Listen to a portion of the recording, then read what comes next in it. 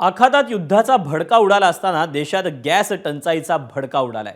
जागोजागी सिलेंडरसाठी रांगा, हॉटेलची बंद शटर असं चित्र शहरात दिसू लागलंय।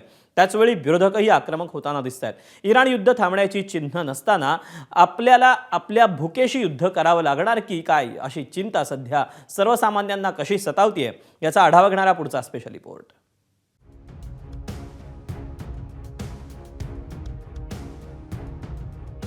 आखाती युद्धामुळे देशभरात निर्माण झालेल्या गॅस टंचाईची झळ आता सर्वसामान्यांच्या लाडक्या वडापावला बसू लागली आहे। पुण्याचा गार्डन वडापाव किंवा वडेवाले जोशी की कर्जतचा फेमस वडा, गॅस मिळत नसल्यामुळे ही दुकानं बंद झाली आहेत। गोंदिया, नागपुरात गॅस सिलेंडर मिळत नसल्यामुळे चुली पेटवायची वेळ हॉटेलांवर आली आहे।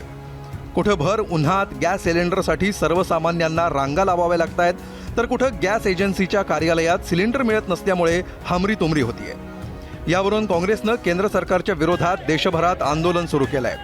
राज्यातही काँग्रेसनं अनेक शहरांमध्ये निदर्शनं सुरूच ठेवली असताना गॅसचा तुटवडा नसल्याचं सांगत काँग्रेस राजकारण करत असल्याचा आरोप मुख्यमंत्री देवेंद्र फडणवीसांनी केला। तर मुख्यमंत्री जनतेची दिशाभूल करत असल्याचा पलटवार काँग्रेस नेते नाना पटोलेंनी केलाय। कोणीही रांगा लावायची आवश्यकता नाही। वारंवार सांगितलं जात आहे की गॅसची कमतरता नाही। जाणीवपूर्वक राहुल गांधी आणि काँग्रेस पक्षाचे नेते या ठिकाणी लोकांमध्ये भीती तयार करतायत आणि त्या भीतीपोटी लोक रांगा लावतायत। कोणी रांगा लावायची आवश्यकता नाहीये।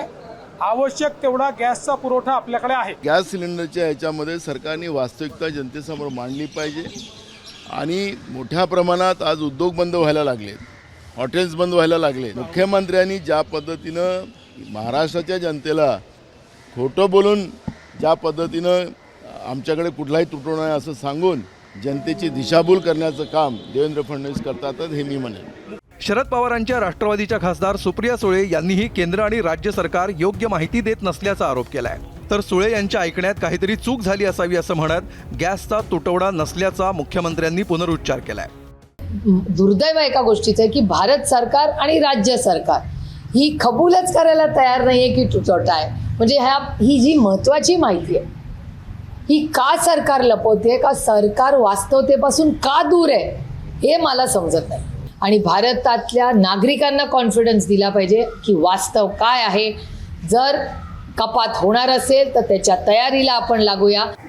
सुप्रिया सुळेंच्या बोलण्यामध्ये आणि आम्ही जे बोललो ते त्यांच्या ऐकण्यामध्ये मला असं वाटतं कुठेतरी गॅप मला दिसते आहे। केंद्र सरकारने वारंवार घरगुती गॅसच्या संदर्भात कुठलाही तुटवडा नाही। घरगुती गॅस आम्ही सर्वांना उपलब्ध करून देतो आहोत। आखातातून आलेलं शिवालिक हे जहाज सोमवारी गुजरातच्या मुंद्रा बंदराला लागलं। यावरून ठाकरे सेनेचे खासदार संजय राऊतांनी केंद्र सरकारवर निशाणा साधला। आधी गुजरातची गरज भागवली जाईल आणि मग बाकीच्या राज्यांना गॅस मिळेल, हा राऊत यांचा दावा गृहराज्यमंत्री योगेश कदमांनी फेटाळून लावला। आधी गुजरातला पुरेसं तेल उतरवलं जाईल, गॅस उतरवला जाईल पुढल्या 2 महिन्यासाठी। देश मेला तरी चालेल, देशाची जनता रांगेत उभी राहू द्या, पण मोदी हे फक्त गुजरातचे पंतप्रधान आहेत, अमित शहा हे गुजरातचे गृहमंत्री आहेत। बाकीचा देश जो आहे हा विरोधकांचा छळ करण्यासाठी आहे। जो काही सध्याला आदेश दिला गेलेला आहे माझ्या माहितीप्रमाणे हा संपूर्ण देशाला दिला गेलेला आहे। कुठल्या राज्यामध्ये दुजाभाव हा केलेला नाही, माझ्या तरी निदर्शनास आलेलं नाही। तर संजय राऊतांना प्रत्येक गोष्टीवरून त्यांना राजकारण करण्याची त्यांची सवय आहे, त्याबद्दल मी काय बोलणार तर।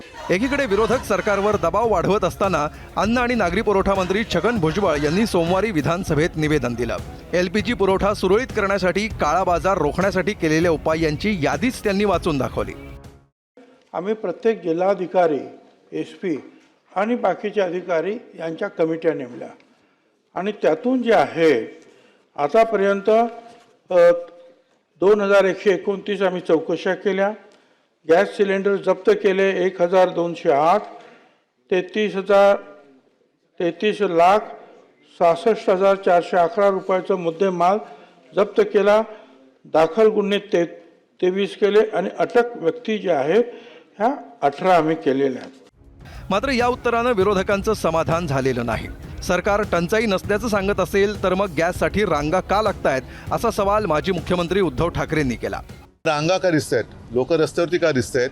मी तर आपल्याच माध्यमातून मला माहिती मिळाली की मुंबईतली, फक्त मुंबईतलीच मला वाटतं 30-40% रेस्टॉरंट्स आता बंद झालेले आहेत किंवा होत आहेत.